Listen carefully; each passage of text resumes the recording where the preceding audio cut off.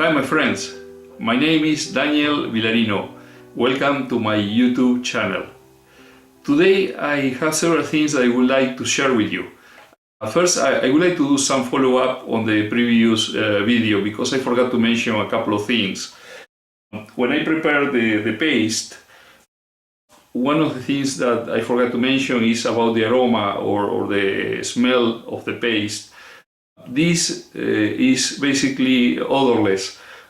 You can smell a little bit of the beeswax there, but the mineral oil doesn't have any smell. When you compare this paste to the Triple E, there is a substantial difference in terms of the smell. The Triple E has a very strong smell. I think the reason is because of the type of solvent that they use to mix with the beeswax. That may be the reason. But this paste doesn't have that smell, that strong smell that the Triple E has. The other thing is regarding the size of the particle for the Triple E.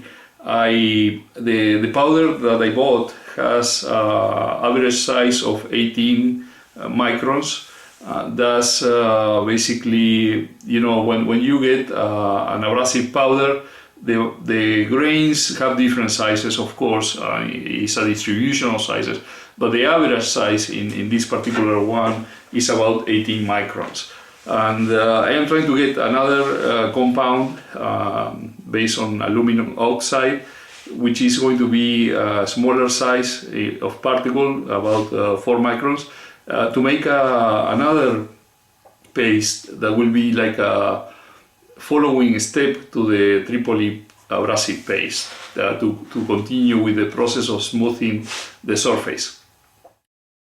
Also, I didn't mention that it was in the bag, as Yuval mentioned, but just in case, the beeswax, the $15 already included the shipping. The pound was actually $10, the $5 additional were because of the shipping. While the Triple E, actually you have to spend some money to get it shipped to you. And because of that, the relationship that I mentioned of 5.7 times more expensive actually may be even more. So I think it's worth it to prepare the recipe, because at the end it's much more economical. And if you get a pound of Triple E and a pound of beeswax with mineral oil, you basically have a stock there to make paste for many years to come. The other thing is that a week ago I was in the house of a very good friend, Mabel, and she had this large plate in her house. And I am not sure what material, well, it's wood of course, but I am not sure what type of wood it is. It looks to me like it might be walnut or black walnut, because of the darker color here, and the walnut tends to have a lighter color closer to the bark, so it might be that, but it might be something else. She loves this plate, but as you can see, it has had its years and its use, and now the finish is beginning to wear off. It's very opaque in some areas, and it has streaks from the place where the finish was applied with the brush. So my idea is to refinish this for her, and I don't have coil shows that are long enough to get this on the lathe, and besides that, I am not sure if this was turned or carved, because I see some imperfections that are typical of carving rather than turning. However, what I'm going to do is just use sandpaper to, resurface the wood. I'm going to use 220, 320, 400 and 600, take it to a very nice, smooth surface, and then I am going to use the paste that I prepared in the previous video to do the finishing and see how that looks. Finally, I would like to make a recommendation of a YouTube channel. It's the channel of Chris Fisher. and I'm going to put the link up here. And many know him as the blind wood turner. Chris is really an inspiration. I mean, many times you are working in the workshop complaining that you need this tool and you need another tool, and you know this tool is not working the way that you wish it would work, and so on and so on. And when you see how Chris deals with the situation of being blind and lacking one of the main tools with the use of the sight, really you understand that you're complaining too much. So basically he's an inspiration not only for us wood turners, but for everybody, that there are no obstacles in life, but the will that you have to have in order to go over them. So basically, thank you, Chris, for being an inspiration, and please, all of you, take a look at his channel. It is really a worthy experience. That said, I'm going to put some water to boil, because one of the things that I want to do, since I have 2 flasks of paste, and you can see that it is quite solid, so I want to demonstrate how easy it is to add some mineral oil, re-melt everything in the pot with boiling water, and then stir it and let it solidify again, but the texture is going to be smoother. So since I have 2, I'm going to try to make it a little smoother, and I'm going to show that as well. So that's it. Let's get to work.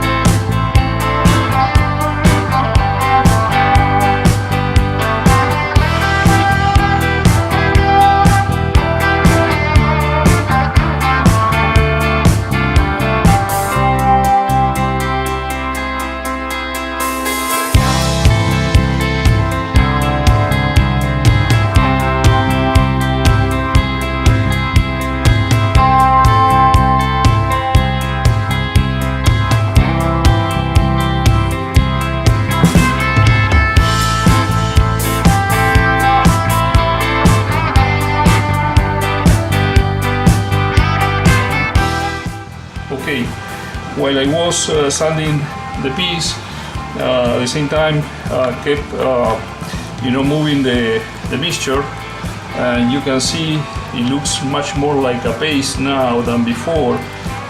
Before it was a bit too hard. Consistency is much more of like a cream, and that's basically what I wanted. I sanded the piece up to 600. Right now what I'm going to do is clean it with some alcohol, and then I'm going to apply the paste to see how that what effect it has on the finishing.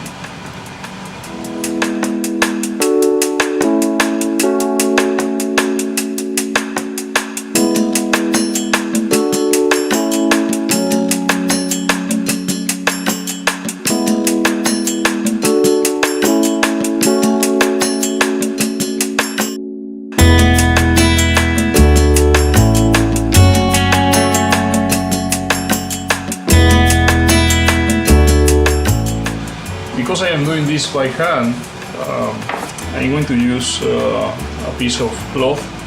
I normally don't use cloth when I am working in the lathe because it's dangerous, but because I am not working in the lathe right now, I think the cloth is going to be more soft on the wood to apply the paste.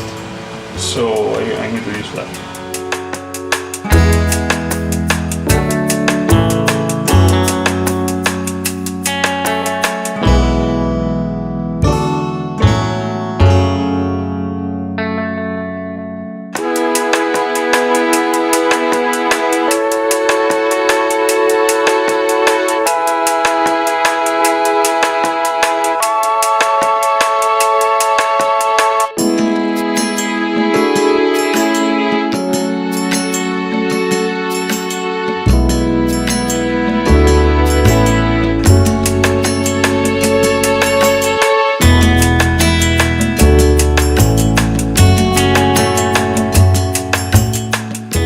Okay, the wax mixture with the abrasive paste, as you can see, make a really nice job on the piece. It has a nice luster, and this also protects the wood because of the mineral oil and the beeswax.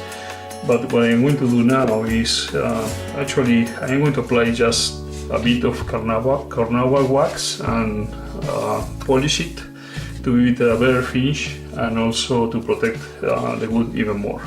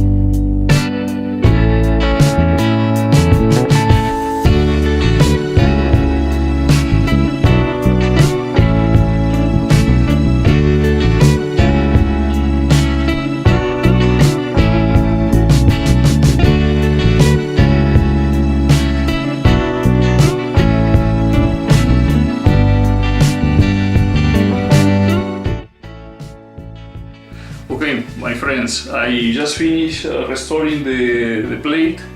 As you can see, it took some work doing the sanding, but I sanded from 220 up to 600. Then after that I applied the abrasive paste, and finally I did some polishing with carnauba wax to give it a better finish and make it last longer. Mabel, I hope you like it, At the end I am going to put some pictures comparing how it was before and how it is right now. And also I am very satisfied with the consistency of the abrasive paste. As you can see, it's more like creamy compared to how it was before. This is the consistency I wanted. And this is basically 4 parts of mineral oil, 1 part of Tripoli and 1 part of beeswax, and it worked really well. So I hope you enjoyed this combined video. If that's the case, please mark it below, give it a like, also make comments, and if you haven't subscribed yet to my channel, please consider in doing so. That way every time I upload a video you're going to receive a notification indicating that. And it will be until the next one. Cheers!